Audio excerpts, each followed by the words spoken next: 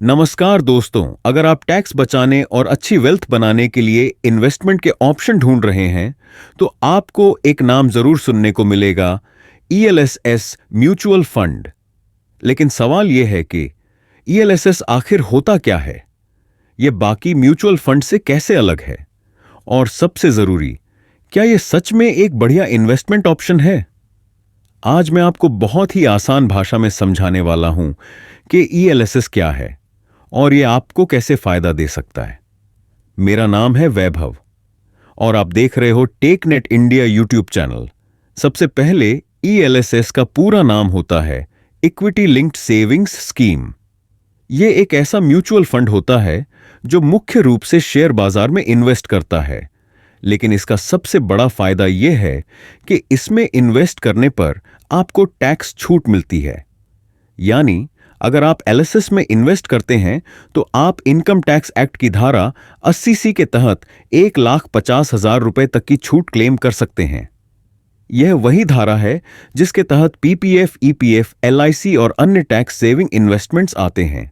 लेकिन ईएलएसएस को बाकी इन्वेस्टमेंट से अलग बनाती है इसकी बेहतरीन रिटर्न देने की क्षमता।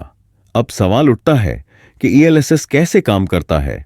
देखिए, जब आप ईएलएसएस में पैसा लगाते हैं तो म्यूचुअल फंड कंपनी आपका पैसा शेयर बाजार में इन्वेस्ट करती है। यह पैसा लार्ज कैप, मिड कैप और स्मॉल कैप कंपनियों में लगाया जाता है ताकि आपको अच्छा ग्रोथ मिले। लेकिन एक चीज जो ईएलएसएस को खास बनाती है वह है इसका लॉक इन पीरियड। ईएलएसएस में आपका पैसा कम से कम 3 साल के लिए लॉक होता है। यानी अगर आपने आज ईएलएसएस में इन्वेस्ट किया तो अगले 3 साल तक आप इसे निकाल नहीं सकते। यह बाकी टैक्स सेविंग ऑप्शन से काफी कम है। उदाहरण के लिए पीपीएफ में 15 साल का लॉक इन होता है, एफडी में 5 साल का और एनपीएस में 60 साल की उम्र तक पैसा फंसा रहता है। लेकिन ईएलएसएस में सिर्फ 3 साल बाद आप अपने पैसे को निकाल सकते हैं। अब सवाल आता है, क्या ईएलएसएस में इन्वेस्ट करना सही रहेगा? देखिए, अगर आप टैक्स भी बचाना चाहते हैं और अच्छा रिटर्न भी चाहते हैं तो ईएलएसएस सबसे अच्छा ऑप्शन है। लॉन्ग टर्म में ईएलएसएस औसतन 12% से 15% तक का रिटर्न दे सकता है। वहीं पीपीएफ आपको सिर्फ 7% से 8% का ही रिटर्न देता है और टैक्स सेविंग एफडी का ब्याज भी 6% से 7% के बीच ही होता है। अब कुछ लोग कह सकते हैं कि शेयर बाजार में रिस्क होता है तो ईएलएसएस में भी रिस्क होगा। जी हां, रिस्क तो जरूर होता है, लेकिन अगर आप लॉन्ग टर्म के लिए इन्वेस्ट करते हैं तो यह रिस्क कम हो जाता है और रिटर्न बढ़ने की संभावना ज्यादा होती है। अगर आप एसआईपी के जरिए ईएलएसएस में इन्वेस्ट करते हैं तो आपका रिस्क और भी ज्यादा बैलेंस हो जाता है।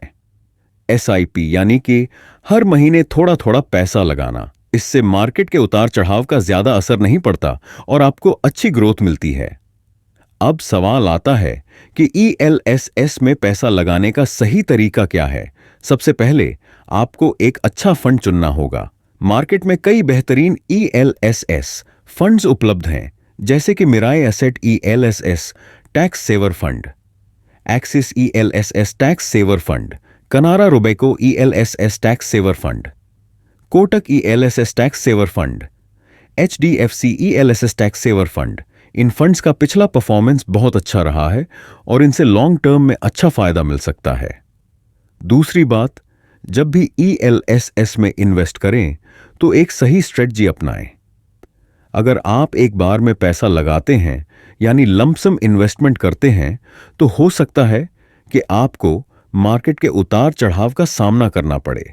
लेकिन अगर आप एसआईपी से हर महीने इन्वेस्ट करते हैं तो आपको मार्केट के उतार चढ़ाव का ज्यादा असर नहीं होगा और आपका रिटर्न ज्यादा स्टेबल रहेगा। तीसरी चीज, अगर आपको सच में वेल्थ बनानी है तो 3 साल बाद पैसा निकालने की गलती न करें। बहुत से लोग सिर्फ टैक्स बचाने के लिए ईएलएसएस में इन्वेस्ट करते हैं और जैसे ही 3 साल पूरे होते हैं वे पैसा निकाल लेते हैं। लेकिन अगर आप इसे 7 से 10 साल तक होल्ड करते हैं तो यह एक बड़ा अमाउंट बन सकता है और आपको लॉन्ग टर्म में जबरदस्त रिटर्न मिल सकता है। तो दोस्तों, अगर आप टैक्स भी बचाना चाहते हैं और अच्छा रिटर्न भी कमाना चाहते हैं तो कोटक सबसे बेहतरीन इन्वेस्टमेंट ऑप्शन है। लेकिन याद रखें, हमेशा सही फंड चुनें, लॉन्ग टर्म के लिए इन्वेस्ट करें और एसआईपी का फायदा उठाएं।